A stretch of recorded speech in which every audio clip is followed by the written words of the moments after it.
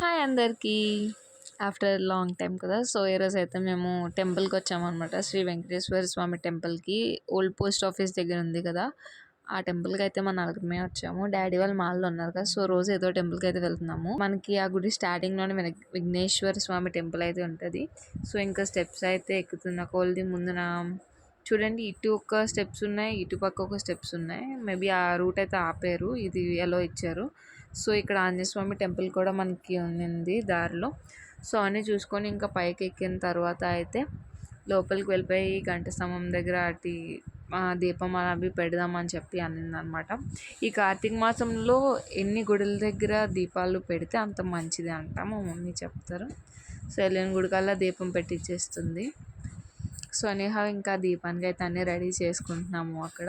యాక్చువల్గా వీడియో తీపిస్తారా లేదని చెప్పి అనుకున్నాను. బట్ ఎనీహౌ డేర్ చేసి అయితే తీసాననమాట. సో, ఇంకా అందరిమీ దీపాలు అయితే పెడుతున్నాము.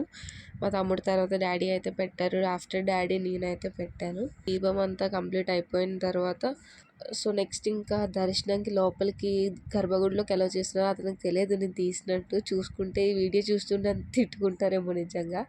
సో, ఆఫ్టర్ అక్కడ దర్శనం అంతా అయిపోయిన తర్వాత ఇది పక్కనే ఉంటుంది అనమాట ఓపెన్ స్పేస్. మేబీ ఇక్కడ పూజలు హోమాలు అవన్నీ చేపిస్తారేమో. చూడండి ఇక్కడ ఎన్ని విగ్రహాలు అవన్నీ ఉన్నాయో. చాలా బాగుంది నిజంగా, చాలా పీస్ఫుల్గా ఉంది టెంపుల్ అయితే. సో, లేటర్ ఆన్ ఇంకా బయటికి వచ్చేసిన తర్వాత ప్రసాదం అయితే ఇచ్చారనమాట. సో, అక్కడ కూర్చొని, ఇక్కడ ప్రసాదం అంటే నించొని తినకూడదంట, కూర్చొని తినండి అని చెప్పారు పర్టికులర్గా పంతులు.